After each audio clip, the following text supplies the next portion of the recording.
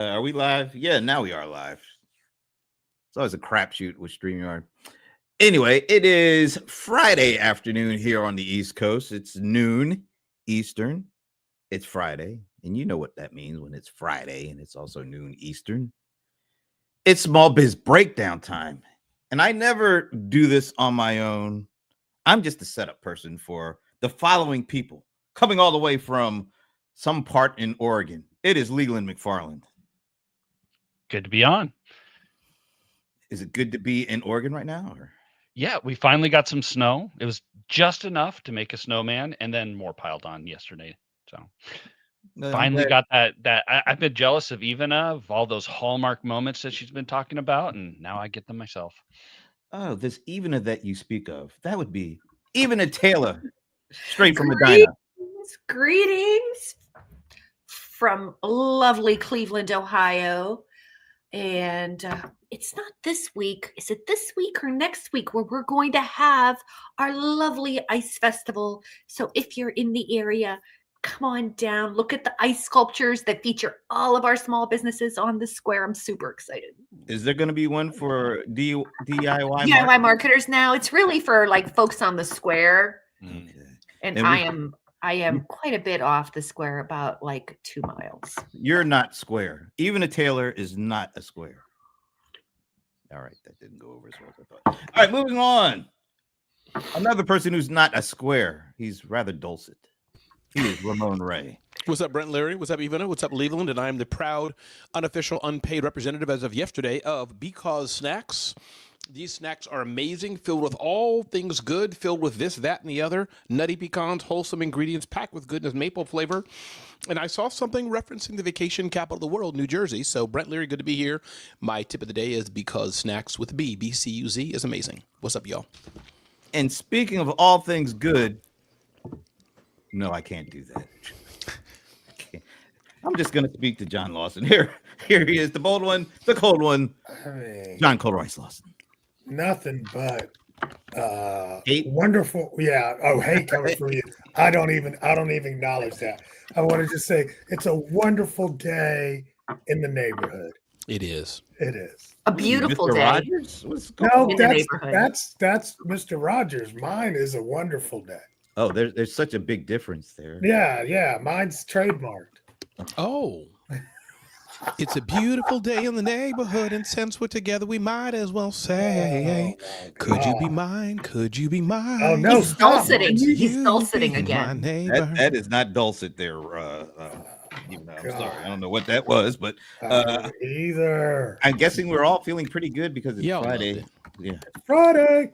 So, y'all, you kind of know I like to start with a little quiz of sorts for you guys. And I'm sorry, I didn't have a lot of time.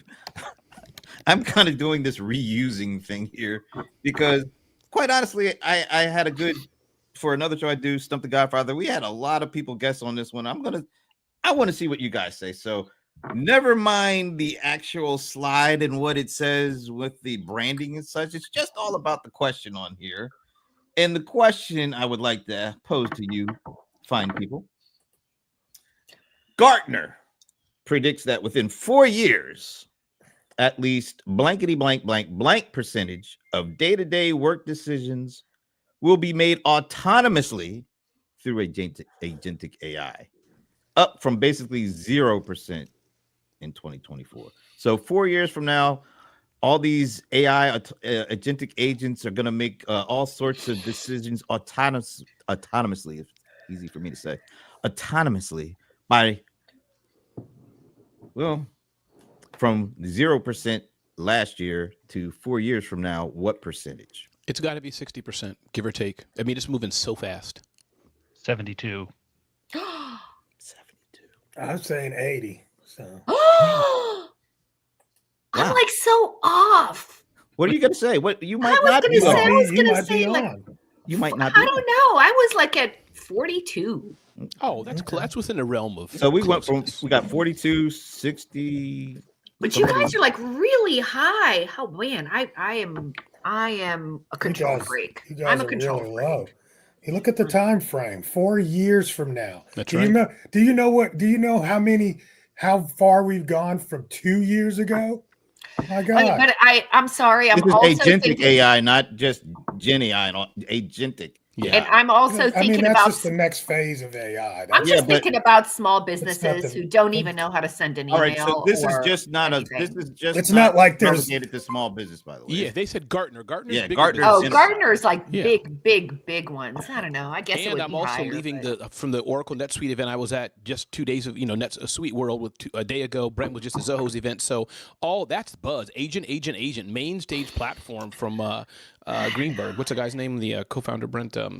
Paul Greenberg. No, not Paul. Oh, you're talking about Evan Goldberg. Evan Goldberg. Yeah. So it's agent all day.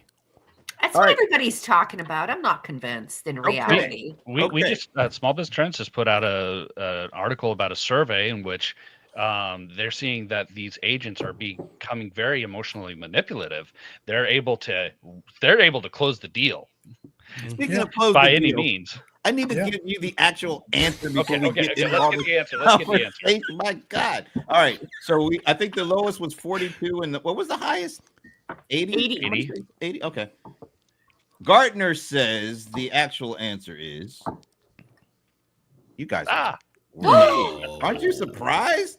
15. And All right. I thought I They're was low. You were like the closest one, even. Huh? They're wrong, Brent. Well, Are you? can It just- Hey, sounds like you guys wrong. are surprised by they're that. so wrong. Yeah, I can't even believe how wrong it is. Yeah. It's laughable. it is. Because Well, don't when you forget think agents- about how many decisions do you think individuals make each and every day? Oh my God, like a I mean, million. And Yeah. So I when you mean- think of it like that, is 15% that far off? I don't know. It's just I'm a- day-to-day work. I was decisions. hung up. I was hung up on the whole day-to-day work decisions. There's work Exactly decisions, that, right. Brent. Like, do I respond to this email? How do I respond to this email? Do I do this? Do I do that? And I was lot of very on little teeny tiny mundane tasks. Yeah, but even here's what a mundane day-to-day work. I guess it all depends on it. And as usual, Brent has great insight. He's the best surveyor in the world, but we don't have the full context.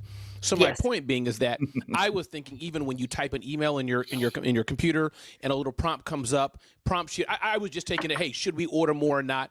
I meant all the millions of things that you may not notice. So that's where I was going when I thought day-to-day corporate America.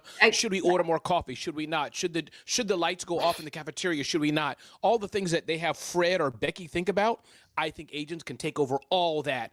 Ooh, we're low in Lysol. We need to order more. I was thinking that with the highest tech companies, Right they there can with put you. an agent and all that. So Yes. Well, Yeah. what does it say? And you guys, like yesterday, I asked the same question to a completely different group of people, and those guys are more enterprise focused. They were like right on alignment with what you guys were guessing. So, what does that say about all of us that we think so much is going to be done through agents already, even more than some of these big enterprise research firms are saying? What does that say about what we think about all this stuff? I think they need to get AI to make their projections. really, 'Cause No, we're all I using think that- AI more. So I think it's a control thing. I think it's a function of control. And when I think about enterprise organizations, I do think about the fact that they really do control a lot more elements of their processes than we do. I think that they're more When you cautious. say we do, who do? We small business. How can I- let me ask you a question? How could a corporation control more than a small business? They freaking control what you post on social media. But wait, I control what I post on social media. That's and what I'm I'm a one saying. But person you get business.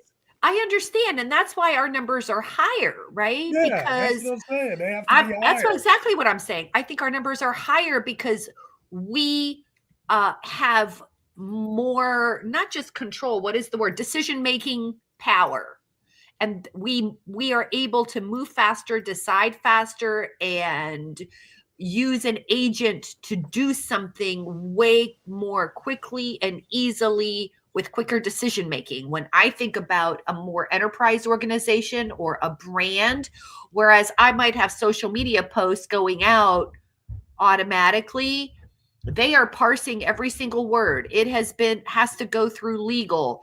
Did you do this? Yeah. Did you do that? So in my mind, I'm thinking that number is lower. Those will all be agents. Those will all be agents. So now I don't have to go through legal. It goes through the legal agent. It'll go through the branding agent. It'll go through all of those will be agents. I admire your visionary optimism. It's not visionary. It's just I'm just actually saying, happening right now. People want to control when you go to the freaking bathroom, John. I don't know. Control, Ivana. That's a different. I hear you, Ivana, but that's a different control. I think what John's going is that the aspect of decisions we don't think about. You're calling the call center dynamically. Should this call be routed? I shouldn't have to talk to United Airlines ever. They should know my call's coming and even cut. And I think therein lies the problem. And they're going to get rid of people. Yeah. All right. I'm going to call timeout because we got Shashi joining us here. Hey, Shashi. Hey, everyone. Hey, Shashi. No, I want to hear his number. Don't tell him. It's too late. He was watching. He was watching. Let me ask you guys this. Let me kind of change it a little bit. Instead of day-to-day decisions, what about key decisions like major important, let's say, dare I say, legal decisions? What percentage of those kinds of things do you think agentic AI will handle 4 years from now? All of them. Are you kidding me? No. You're going to leave legal and health decisions? Are doctors going to do that? Are lawyers going to do that? I can't imagine they're going to turn all of their important decisions over to agents. I'm just being funny, but okay. I once read this article, and it was medical diagnosis is given to AI and also given to doctors. And it was something in the field of 90% AI was able to guess the right prognosis, and in 60% with doctors. And then they had another control group where they had doctors being assisted by AI. And oftentimes the doctors took the AI diagnostics and threw it out and said, I know better. Mm. And Leland, did you see the study of the similar one with the college students versus professional consultants or something like that, or writing tests, something high influence similar, where they had AI do one, and those that when AI did it, it was right. When the professional people did it, there were a lot of holes in what they did. So this study has been done by several. Obvious. AI knows it's so. Here's the thing: what we're seeing right now is people are just not convinced yet. The technology's already here. It's just about people buying into it. Trust me, when they just did this little thing, everybody's freaking out on because of what Doge did. Doge really just needed the data so he could feed it to the AI. That's all they were trying to do. You know, the more data you put in, the more it's going to process, and it's going to be right. I'm sorry. Yeah, but pride is one of those issues, and that's going to be a big thing. It's going to take generations probably, because you got these older doctors who are like, oh, I've got 30 years experience. I know what the hell I'm talking about. Yeah. This computer, it's, maybe it's got some insight, but I don't trust it. Yeah. I still think it's going to be a little bit more, because even with all that you said, all it takes is one horrific case where somebody left it up to AI, and it makes, because it's not infallible. It makes mistakes. And when it makes a mistake big enough and gets everybody's attention and costs somebody's lives or millions or billions of dollars, that puts a big stop, you were hitting the brake real hard on that. Yeah, but we haven't stopped flying yet, and there was two crashes last week. I get it. There are going to be, things that are going to go completely wrong. Absolutely. All right, but how many times we haven't really had, I think, was it the first time in 15 years that under American airspace we've had an accident? I mean, this stuff could potentially happen because it's digital. It could happen way more than just once every 15 years, and could cause even more because of the scale and the scope and how many people can be reached by it. It could be a devastating scale and scope. It won't just be 50 or 60 unfortunate souls. It could be 50 or 60 million unfortunate people who get very hardly impacted by this. I think there's going to be some pushback, some pump the brakes stuff that happens that keeps that number down below maybe what we think it's going to be, only because Well, 15% is just too 15 low. is, yeah, I agree, John. That's And all I'm saying. And we You know, can segment- interestingly, you know, you're Shasha, talking why don't you about- go? Mhm. you're talking about planes, right? Planes have been doing machine learning and elements of AI for probably decades, right? Like we don't know about it, but a lot of landings in bad weather are actually automatic. The pilot is just there to make sure that the machine does what they're saying. What So- happens when the machine doesn't do what it say? What does I mean, we had that with Yeah. the the we had human that. has to step in, right? I mean, No, we Yeah. had that with the plane, whatever that plane that they Boeing took off of the market. Oh, yeah, they The kept Max- saying, the they Max kept saying plane. low, too low, too low, Yeah, too low. And they made yes. the Yep, AI messed up. that's right. And the pilot I didn't mean, know. I think corporate greed took over there, and they started Yeah. doing things that they shouldn't have, right? Right, but I'm saying it didn't stop aviation advancement with AI. That's all I'm I'm not saying saying. it's going to stop, Yeah. but what it does, and this is new. I mean, unfortunately, plane crashes aren't new things. They've happened year over year over year. This AI and the speed and in the scope of that it's reaching people, this is unprecedented. This hasn't happened before. It's crazy. And so But we're when talking 4 years. That's a yeah, I long don't know time. what. No, does anybody really know what that is going to happen in 4 years? So, but this was a good conversation starter. I really like that. All right, so another conversation starter. Let's go to the video because we have some new economic numbers, and I thought it'd be kind of interesting to put this out there and see where it goes. Number, Rick Santelli, you got it?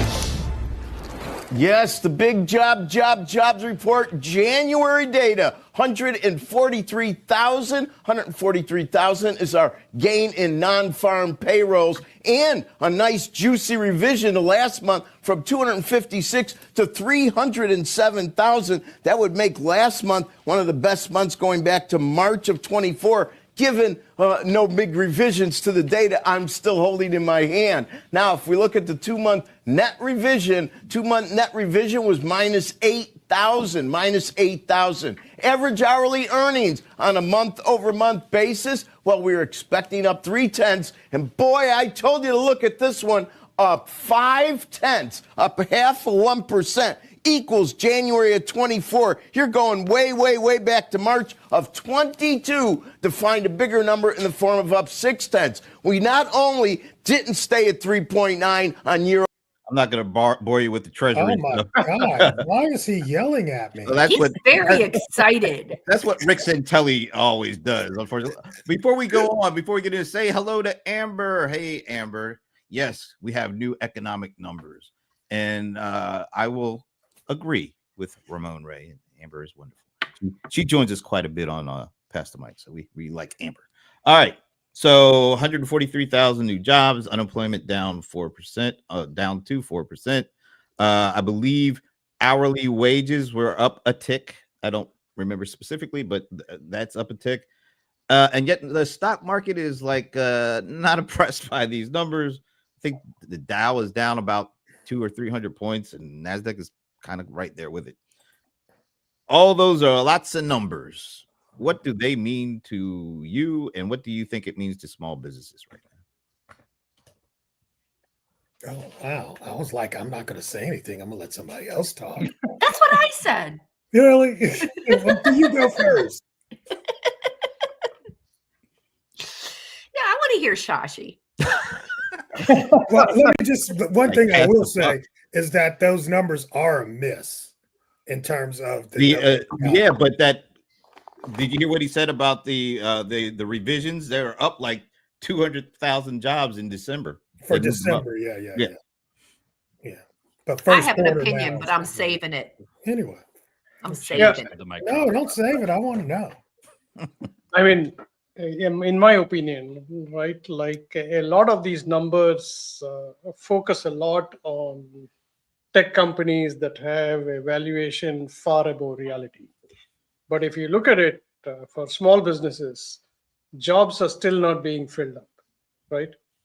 And with salaries, they have to obviously increase the salaries to attract attention, which means they have a dilemma of increasing the prices or eating into the profits, and they don't make much profit anyway. So I think if we can direct all our development efforts, our efforts to keep the business going and forget about these FANG companies and focus on small businesses, I think these numbers will reflect reality much better.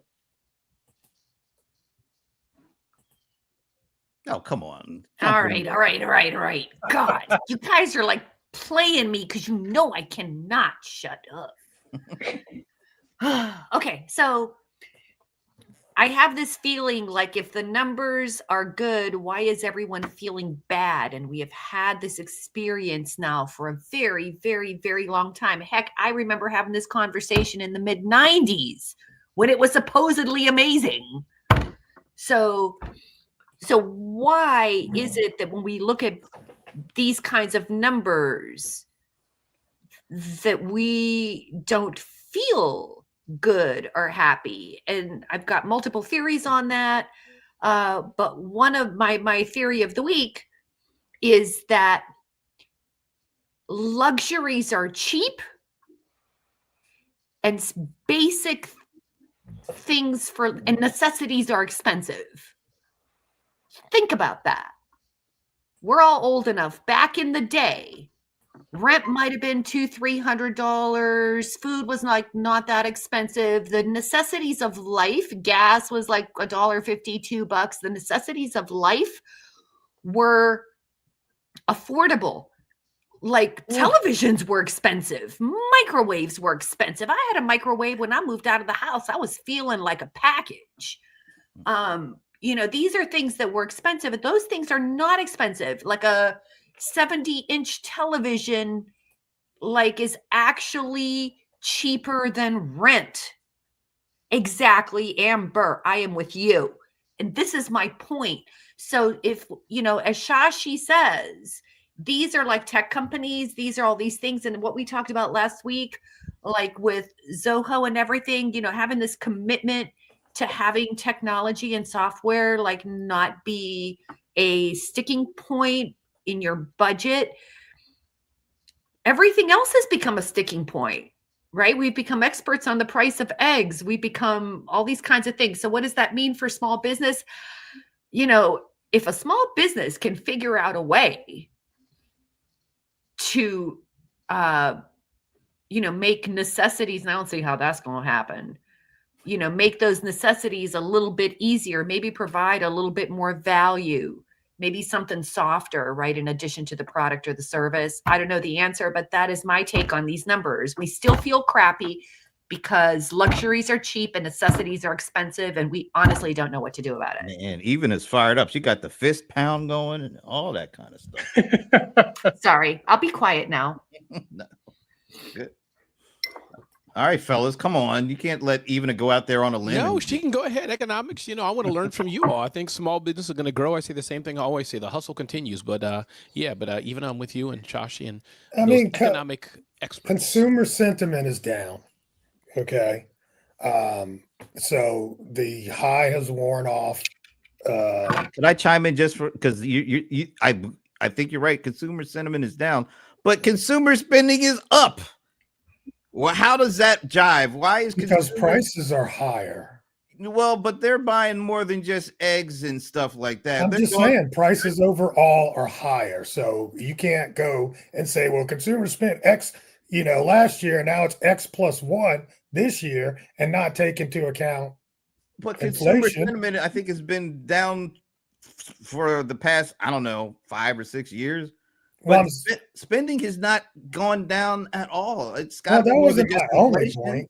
That wasn't okay. I just wanted to chime in there. So, okay, sir. I have a question. I think the consumer spending, it's almost like the world is coming to an end. So let's spend on luxury goods as quickly as possible. Like you're right. Yeah. What do they call it? They call it doom spending. There's a name for it. Probably right. But they're not going to restaurants as much, but they're buying like luxury goods, going on travel trips, and also because of tariffs, I think a lot of people bought appliances and things like that. Oh, I'm going to say something that freaked me out a little bit. I go into the restaurant last night. This last night, right? I go into the restaurant. I look around there's maybe 5 tables full of and this is a Chili's, right? So you know how the size of a Chili's. It's like 5 tables full. The lady's standing there. She's like, welcome. It'll be about a 15-minute wait because our kitchen is backed up. And I'm sitting there and I'm like, there's only like 5 tables. What'd you say? Pick up orders, right? Exactly. So she's like, well, you can go and, do a pickup order. So I go walk, you just got to walk around the corner. Walk around the corner. That's where all the activity is. Why do you think that is? Why aren't people actually going in and pick eating? up and delivery, right? Pickup and delivery, right? So it's that was another thing too. It wasn't just Uber drivers coming in. Actual consumers are coming over and ordering to go orders. And we're in a different economy. Yeah. I see that a lot. Wait a minute. How is it different to eat and pay in the restaurant versus order and pick up? Well, why is there such a big difference? Because it doesn't all I need is a kitchen staff and an order person on the register versus having people that are servers, dishwashers. Okay, so you're saying that the restaurants are pushing that versus. No, I'm not saying. No, I'm they're just not pushing it. No, I think they would rather have. So why are consumers doing that? I don't understand. I'll give an answer, Brent and John. I just think the money has shifted. I think the money has shifted. Me and my daughter, same phenomena. We're sitting at a noodle place, and empty or not, but man, the back staff, bag after bag after bag after bag after bag, and I was like, oh, so why is hard? But I think the money has shifted, and I think more and more we're in this smartphone generation. We've known this, but from AI to agents, it's a thing where I need something. I think it's a psychological thing. Boop, I can get it. I need it. Boop, I can get it. It just, hence credit card also. Hence travel with Easy Pass. Easy Pass and travel rates are going up, but man, you don't feel it really because your car's going through there, tollless. You don't even see it just to see the flashing lights. So, as Pierre said, Ramon always brings insight to the show. I can't help it. This is what I do. I don't think that did not pop up. It did. Well, not that part, but yeah, I didn't think that popped up. But anyway, he's absolutely right. I like what Amber said. Ordering out, is that a reason? No. Okay, Brent, I'm sorry, Brent. Oh, that's the reason why I went around the corner and ordered. No, John and Amber. Amber, stay with me here, Amber. Amber, you have to tip when somebody delivers your order, Amber. Don't get me started. Not if you go pick it up, you don't. No, if you go pick it up, but you got to tip when you come. But I still tip there. Yeah. But so, I'm not. Hey, but that's a totally new thing. Have you noticed that no matter what, whenever you pay, whenever you pay, now there are 18%, 22%, irrespective of what you're buying, right? Mm-hmm. That's true. It starts at 18. By the way, I was at one place. It started at 20. Ramon, Amber is like, she ain't having it, dude. Yeah, we're okay then. Even if I pick up, even if I go to the establishment, not getting delivery, go and pick it up myself, I still do at least 10%. Wow. I mean, it's not the full experience. I'm not getting a waiter to come and do orders, but I still do at least 10%. I don't want to go into the tip culture. It's ridiculous. No, let's not go into the tip culture. But I'm still really fascinated. So, is it a generational thing? Like they don't want to eat in a Chili's anymore? Maybe if it's a better a restaurant that's a little higher up on the food chain, so to speak, that provides a different kind of dining experience, they go there as opposed to order and pick up at a Chili's kind of thing. Is that what we're seeing? Again, Brent, I'll bring my wisdom again. I think it's convenience. Whether it's that mom, whatever, mom who's leading her family maternalistically, who knows I'm busy. It's been all day long. Boop. Food came. I can even order it, schedule it, and my kids can eat all that. My friends are doing that. I got friends who are busy nurses. It's a different world. You don't have to go. You don't have to pack the car. You just boop, boop, boop, and the food comes. That's my 2 cents. Speed and convenience. Speed and convenience. There we go, John. Yeah. I think that there's an element of mental health. Mental health issues are on the rise, and I've known many people with depression, and one of the things with depression, they don't want to leave. They don't want to leave their house, or if they leave their house, they're going to go in their pajamas, pick up their food, go through the drive-through. And so now with the element of I could have my food delivered to me, then I don't have to leave my house, and I can sit in front of Netflix, watch what I want to watch instead of being inside of a loud restaurant. It's just a lot more comfortable for them, and they don't have to gussy themselves up, get out there, interact with people. They can just stay at home and do what they enjoy there instead of being bothered. Does no one care about how the food tastes? I was, in the middle of COVID, we had a funeral, something, we had to do some travel. I had to order from Chili's or something, and you go, you pick it up, you bring it back. It was disgusting. I mean, maybe there's some food, like I could see Chinese is okay for takeout, maybe Indian food okay for takeout, fried chicken. I'm trying to think, even pizza. When pizza shows up at your table from that kitchen and that crust is like phenomenal. Like if I'm not going to have that experience, which is part of the price you're paying for. So like I'd absolutely detest Uber Eats and all these other things because I'm paying for that restaurant's food, right? Which is whatever the price is. Then I got to pay the Uber guy to deliver to me food that is nasty by the time I get it. Even in my experience, the whole time has been good. The only time I had bad food, the last time I had bad food, I was with a dear friend of mine. It was late in the evening. We were together in his car. And he said, Ramon, let's experiment. So he picked a vegetarian Vietnamese place on the app. We went into that place. I will never forget the taste of that food. And that was picked by Shashi Bellamkonda. So damn, you got called out there, Shashi. Shots fired. I honestly think when it comes to food, it's all depending on like what it's delivered in. Yeah. Like burgers and fries in a plastic container that keeps in the moisture and then it just drips down back onto the fries, makes it soggy, makes it unappealing. But if it's kind of in one of those kind of biodegradable kinds that can absorb the water a little bit, it keeps it a lot more fresh. So it's just onto the restaurant to make sure that their food after 15, 20 minutes in the car is still hot, crispy, fresh, whatever it needs to be. So that'd be a good marketing message for a restaurant, right? There was an interesting concept. I don't know if the company still exists or not. What this company used to do was using AI and logistics, used to place actual mobile kitchens in strategic places. So they would almost cook on demand and deliver it to you like very fresh. I don't remember the name of the company, but this was again one of it was well funded too.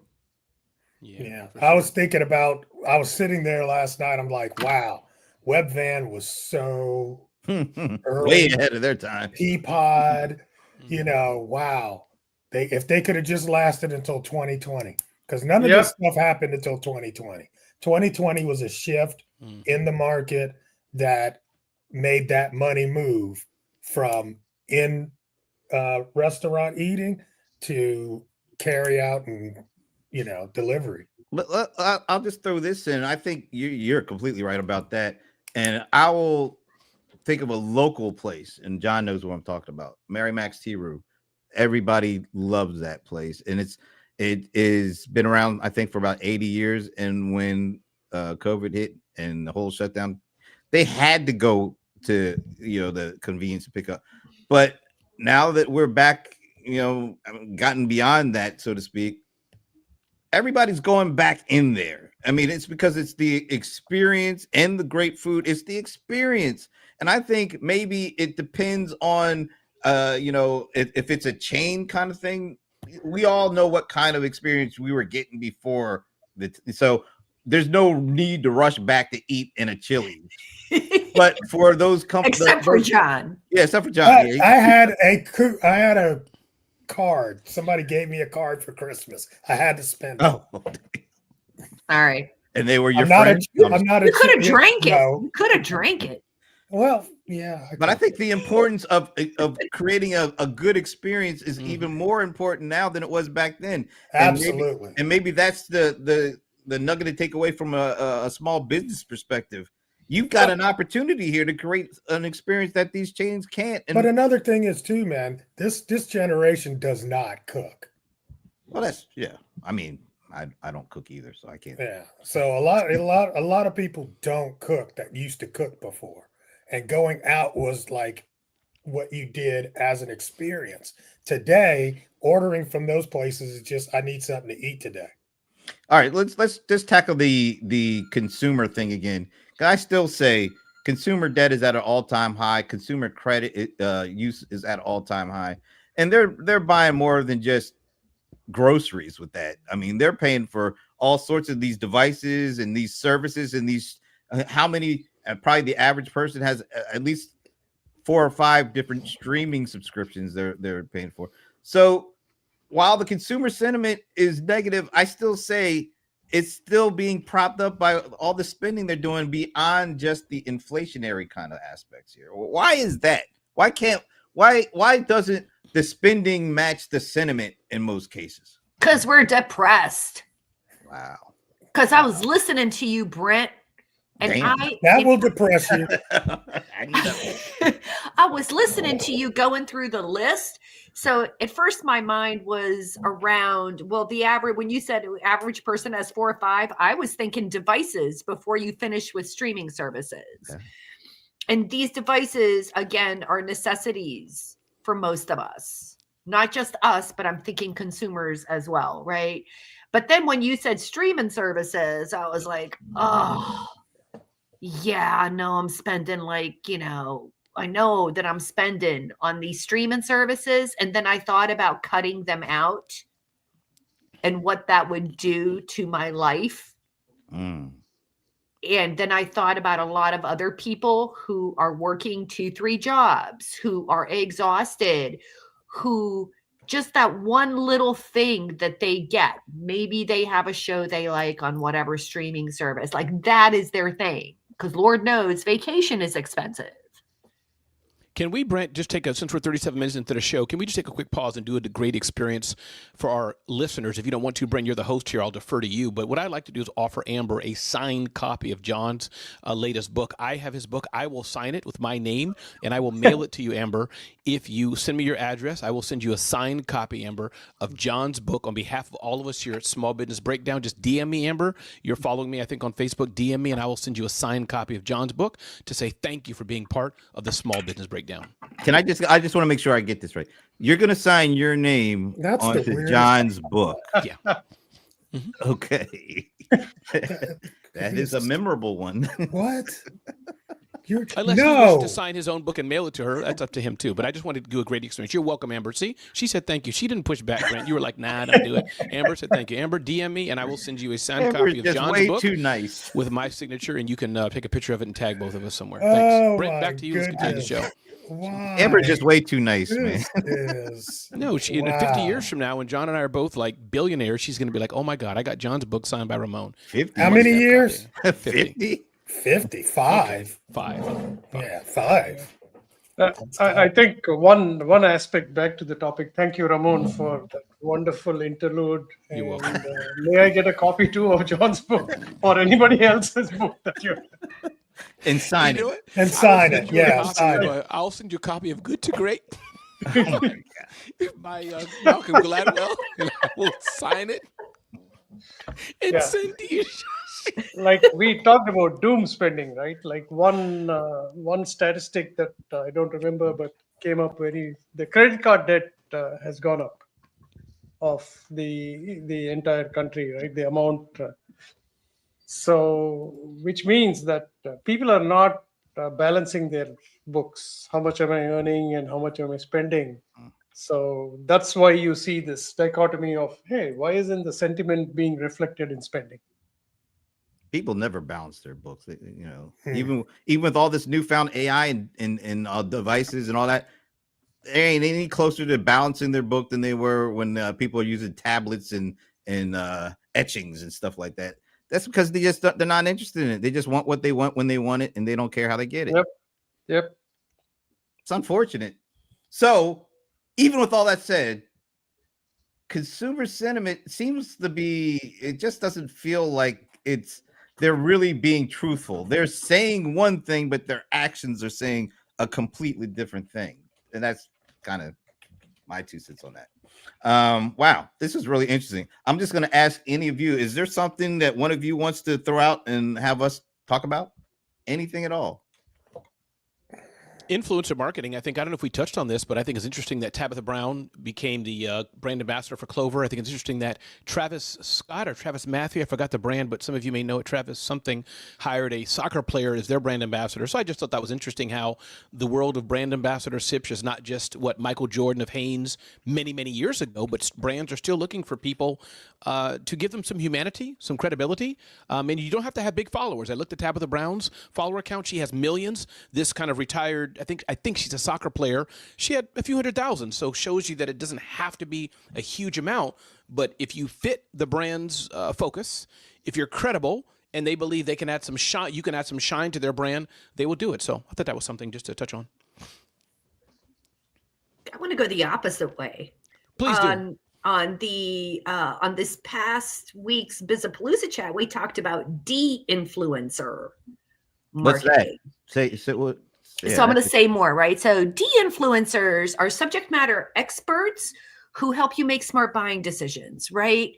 So for example, I follow a couple de-influencer pharmacists now. So these people are subject matter experts and they go into a store and they're like, you've got a cold, you've got a cough, Mucinex is garbage. NyQuil was reformulated 5 years ago, no longer has the same stuff. If you've got this happening, try this. This is the brand I like, this natural brand I like. There's a woman who is a cosmetic pharmacist who talks about buy this, not that. So she matches the ingredients in expensive makeup with budget makeup. And then she's like, you can see this is the exact same ingredient. And, you use this, not that. There's a guy I follow on Apple who was a previous Apple employee, and he does a buy this, not that, but just for Apple products. So you can see how this quote unquote de-influencer thing is so interesting because it's sort of going on this trend of, it's kind of taking authenticity to the next step, right? And building trustworthiness by not just pitching a product and saying that it's wonderful, but by bringing more context, more comparison. And you can do that inside of a brand like this Tyler guy does with Apple, or you could do it across brands.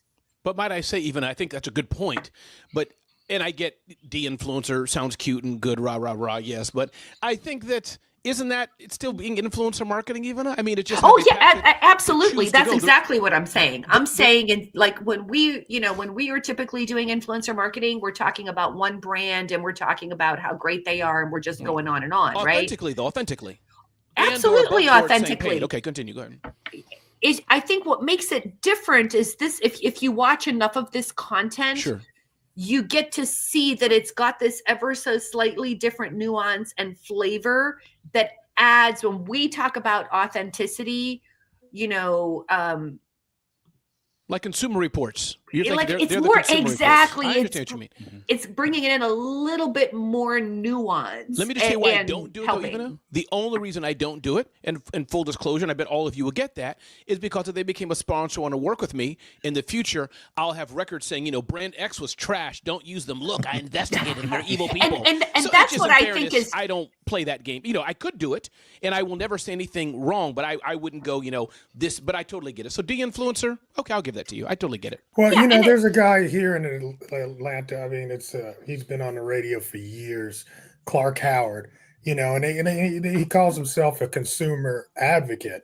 And letting consumers know what to do. And yeah, he still will take sponsor money too, for different things. But he's always going to give you the lowdown on what he feels. And I think that's important. Sure, I agree. Yeah. Good job, Ivana. Wait a minute. I gotta be careful here. with the whole influencer thing. Yeah, don't mess up your money. No, I'm trying. I'm trying to be Brent was fair. on those frequent flyer miles. He's like, you know what? No, I'm trying to be fair. You know, influencers, are there certain, does it get to a certain point with an influencer? And I'm not speaking about anybody specifically. It's more like a general kind of thing. Is there a certain point where you influencer kind of loses, you know, their pull, their gravitational pull, because people do know that they are doing a lot of speaking and gathering a lot of sponsorships, and does that at some point kind of water down the their level of influences or their effectiveness at being an influencer when they are seen as being all over the place and representing all these companies? And because even if they are being true to their word or whatever, the appearances, oh, okay, he's out here talking again, or she's out there talking again. Oh, now that she's talking about this, and now they're talking about it. Where's the line? Where does the influencer have a line? Hey, there is no line. There's no line. Why is there no line? Well, I'll give you the line. I think the line there is. I'm going to say what I'm about to say is there is no line, but let me couch it in saying the line is this. I think you can quickly move to being the QVC, the blabber of all products, which is okay. That's your game. You're the TV show shiny object, bringing everything, which is another model, which is no problem for me. But something happened to me today. A lady called me and she said, Ramon, I've watched your career for years and you're my mentor. I was honored to receive that because I look at many others, Seth Godin and Lamar Tyler and others as my mentors. So my point I'm trying to get at, yes, Brent, I think it's possible. And I agree with what you're saying, John, but I think then you decide what game you're playing. Am I just out there sharing all the products, building a QVC, you know, blah, blah, blah, blah, blah. Here's all the hair and makeup, which is okay. I have no problem with that. Or are you... Do your fans trust you? And I think that's what I'm trying to say to the person who called me. I've been doing this for a long time, and I think I build up a number of people that still trust Ramon until I break that trust. So that's my game. So here's the thing. First, we've taken an old concept and gave it a new name. Celebrity, you know, endorsements have been around forever. Mm-hmm. What had happened was all of a sudden people were getting followings on these social platforms and they couldn't call them celebrities. So we came up with this new term of influencer. It's the same concept. If there was a ceiling, Shaq would have hit it years ago. Mm-hmm. He will hawk anything and it works, you know, and until you don't have that cachet, then, you know, that's when it wanes. So yes, you can mess it up by, you know, using too much baby oil, or no, he didn't. Some of y'all got that reference. But John, let me ask you a question. You mentioned celebrity, John, and by the way, shout out to Marvin Reed, who's here, amazing strategist and more. But you mentioned celebrity. Is there any books that you come across which talk about personal branding or anything which have celebrity in it? I'm just curious, John. Do you know of anything like that? Talks about that. Just curious. Can we stretch just anything come to mind, John? If somebody will send me their email address, I could actually sign a book for you called Celebrity CEO and give you a signed copy. Come on, people. Thank you, John. You made my day. Oh, all right. absolutely. I'm going to skip that whole last part, but I will say this. Yes, when you talk about get out of the edit. when you talk about Shaq, yeah, he hawks every damn thing. But what do people know, or when they think about Shaq, what do they think about Shaq? Fun. They don't think about him as a celebrity. Think about him as a basketball player. No, I don't think that. No, and that is bro. Foundation. They do not think of Shaq as a basketball. Or they think of him as being on TNT. TNT. Yeah, they do think of him as a big fun guy, but that's built on the foundation of Shaq, the ball player who, for a certain amount of time, reigned supreme on the NBA. Bro, I mean, bro, there's people that don't even remember Shaq playing basketball. Yeah, but that's years. The reason that he didn't get here because he's great on YouTube. That's the reason. Yes, Brent, you're right. That's the reason. Yes, it started that way. No, but you can't. You got to take those kind of folks. They're not the Mr. Beast kind. Mr. Beast. I don't know where the hell he came from, but he did. He's not a Shaq guy. He did it. Influencer. Yeah, he did it. No, he's in the why Shaq wouldn't league, he be? Why wouldn't he qualify as a celebrity? I'm not saying he doesn't. I'm saying he's not the kind of celebrity that came out of the traditional way that you become a celebrity. He did it completely through. So I'm not discounting him at all. I would think most people would be better to emulate him than to try to emulate Shaq. That's all I'm saying. There's no. I have a definition for influencer and celebrity. Celebrity is somebody who gained fame by doing something outside of just influence. Influencer is somebody who gained very quick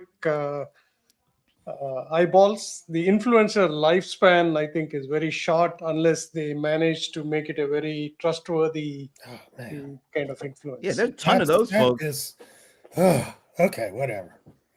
I mean, you gotta say. I mean, Kim Kardashian's been around as long as. Well, we don't even really want to go in the house. But I'm saying she is the one that started celebrity. And influencer. She started some stuff, all right. No, but what I'm saying is, Brent. No, but John has a point. Regardless of the start, these are influencers. Yeah, and they're celebrities. Yeah, in their own brand. Yeah, they are. I'm not saying they aren't, but. It's this different. We know. All right, I'm joking about the Kardashian chick, but she really came to fame because her or whatever. They could sponsor this show too.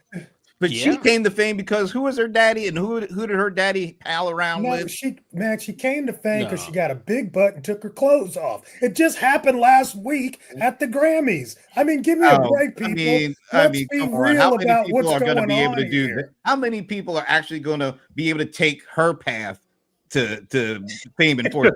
Bro, there's a whole Ramon. There's a whole ecosystem called what is? I don't remember the name of it.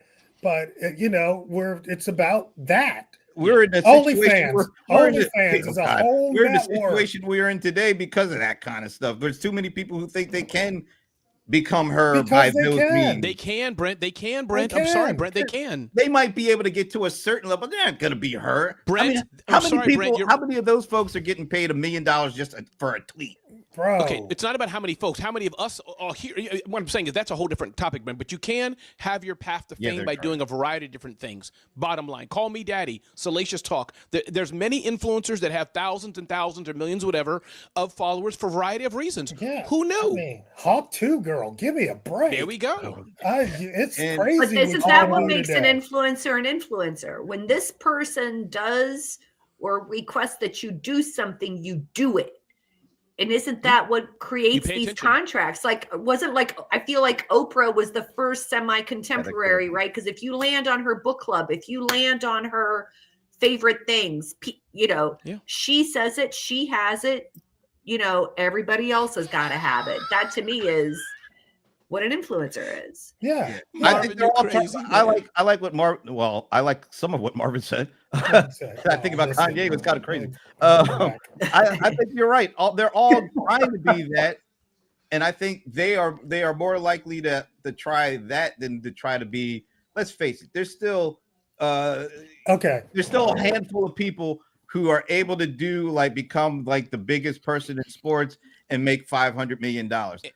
Most people are not going to be able to even attempt that. They're going to be able to do this, the kind of the Kardashian route. And that's the big stuff. Okay, let me just say, let me just answer to Marvin, because I think that is the second part is that he asked about if Kanye took his clothes off, would it be the same thing? How many of you remember the guy that got arrested and became an influencer because of his jail photo? Oh yeah, that guy. You remember that guy with the golden voice? Is that the guy you're talking about? No, he was just a. I know you're talking about. I don't remember his name. He ended up being a runway model. Oh, simply because But that was by happen chance, circumstance. That wasn't a. Hey, guys, he didn't try to do that. He couldn't have. Right, but I'm saying, done that and thought that would work. Oh my God! Both of you are conflicting things. Brent Leary with CRM players is a influencer. He produces content. He has a niche focus. People follow him. So we need to segment things. Kim Kardashian, gazillions of followers, took her clothes off how she started. Separate category. Michael Jordan, Shaq, played basketball, been on TV. That's one category. But I think this aspect of influencer to some degree, many people have reason. I'm talking about Becky, which has one follower, but are influential in their categories. Hence, Celebrity CEO was born. You can be the celebrity in your industry. That's the bottom line, people.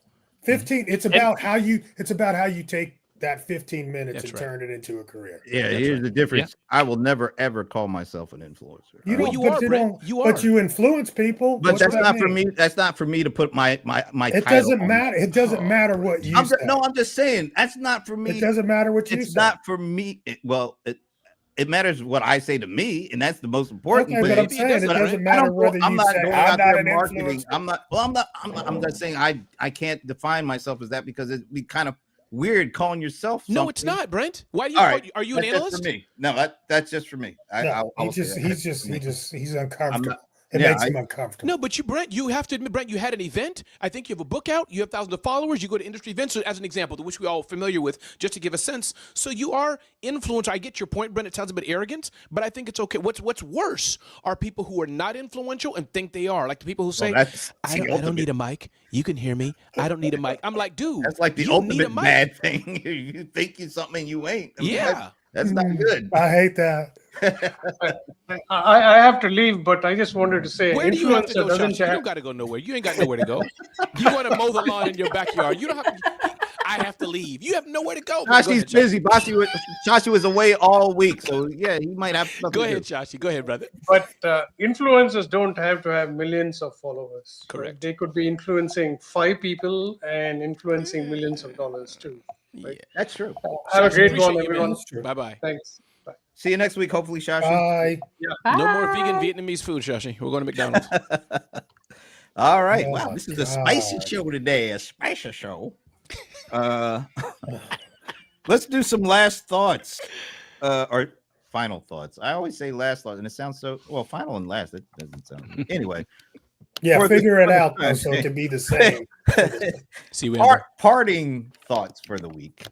I can hear even typing away, but I always leave her for last because she's mad at mic drop. Let's see. Leland, what do you got? You never know what paths will take you. I'm reminded of the Aquafina. She was a YouTube She's rapper, great. She's awesome. I love Aquafina. and now she is everywhere. I'm not the biggest fan, but I am You just let me say Not- all that, and then you just not cut my- me like not that. my fan. not my cup of tea. But I'm impressed by what she's done. She's gone from ground zero all the way up to being in multiple movies multiple times a year. And so celebrity influencers, they all intertwine, and you never know when people are going to land. What was that lady, young lady that had the show on HBO, Uncomfortable or something? I mean, Oh, yeah. Issa Rae? No, yeah, not- Issa Rae. She yeah, started yeah. out like that too. She's big now. She's huge, man. Yeah. Yeah. All right, Ramon. Yeah, listen. Keep focused. I got this from Little Words yesterday at the Oracle event. It says focus. And so stay focused, be kind to people, make connections, and just keep going on. Keep going on and be kind to people. Thank you. The bold one, the cold one, John Cole Rice Lawson. Yeah, man, free your mind. Stop letting people just direct your thought and what you're going to focus in on. Like you said, keep focused. But, just be a free thinker, man. That's me for today. Until 5 o'clock, where I just completely change your mind about everything. All right. And last but certainly not least, Madam Mic Drop from I Medina. don't know. You scare me when you do that, Madam Mic Drop. I don't think I have a mic drop moment this week. I'm kind of noodling. I'm still noodling on economic news and saying if it doesn't serve you, put it aside. I'm not saying ignore it. I'm not saying anything, but don't let, as somebody else had said it, don't let fear drive you. Focus on where you're going and how you're going to get there. Focus on your customers and just give them what they want when all else fails. Give the people what they want. I like that. Wasn't that a song? Yes, it's James Brown. No. No? Got to. No, that was give the people. Levert. What was? Okay. OJ's. Yeah, the OJ's. Got to give the people. Get the people what the. Anyway. All right. Oh, and look, Amber's even giving us her final parting thought for the week. Keep Thank trusting, you. believing, and executing. Yes, She wants that ma'am. signed book. She wants that signed book. In all caps, no less. All right, that's great. Once again, this show always it just continues to get better and better because we just like to argue with each other and have fun, We do. which is good. All right. So hope everybody has a great weekend, and hope we will see you next Friday. Because guess what? I'm sure there's going to be other things for us to have good conversation with. In the meantime, have a great one. Watch the Super Bowl. I'm going to root for the Chiefs because I can't stand the Eagles. That's just me. I'm going to root for the Eagles because Yeah. Saquon Barkley Let's go Eagles. is a I like Penn State grad. I like Saquon, but I can't stand Philadelphia Eagles fans. So anyway, all right, folks, we'll see you next week.